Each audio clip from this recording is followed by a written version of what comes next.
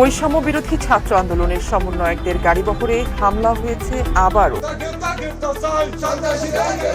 সমন্বয়ক লম্বা লম্বা লেকচার মারে, লেকচার বন্ধ করেন।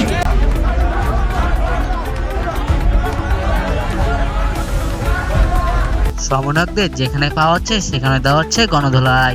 দেশে চলছে সমন্বয়ক নিধন কর্মসূচি। তবে হঠাৎ কেন জনগণ সমন্বয়কদের উপর ক্ষিপ্ত, বিস্তারিত জানতে আমাদের সাথেই থাকুন। সরকারের কর্মকাণ্ড নিয়ে সমালোচনা করায় ফারুকীকে মারধর করেছেন সমন্বয়করা। এরপরে সমন্বয়ক সাজ্জিদকে হুঁশিয়ারি দিয়েছেন ভিপি নূর। তিনি বলেন, সাজ্জিদকে 24 ঘন্টার মধ্যে গ্রেফতার দেখতে চান। একজন ব্যাপক বিপ্লব হয়ে গেছে, অথচ ফুল ছাত্রলীগের এজেন্ট হিসেবে এখন যাই হোক সোশ্যাল মিডিয়ার কাছে ব্যাপক পপুলারিটি হয়েছে, সেলিব্রিটি বনে গেছে। আগামী 24 ঘন্টার মধ্যে তাদেরকে যদি প্রশাসন গ্রেফতার না করে, যেই হাত দিয়ে ফারুকের গায়ে আঘাত করেছে ওই হাত আপনারা ভেঙে দিবেন। সুপ্রিয় দর্শক, দেশের এই পরিস্থিতি নিয়ে আপনার মতামত কি তা অবশ্যই জানান কমেন্টে।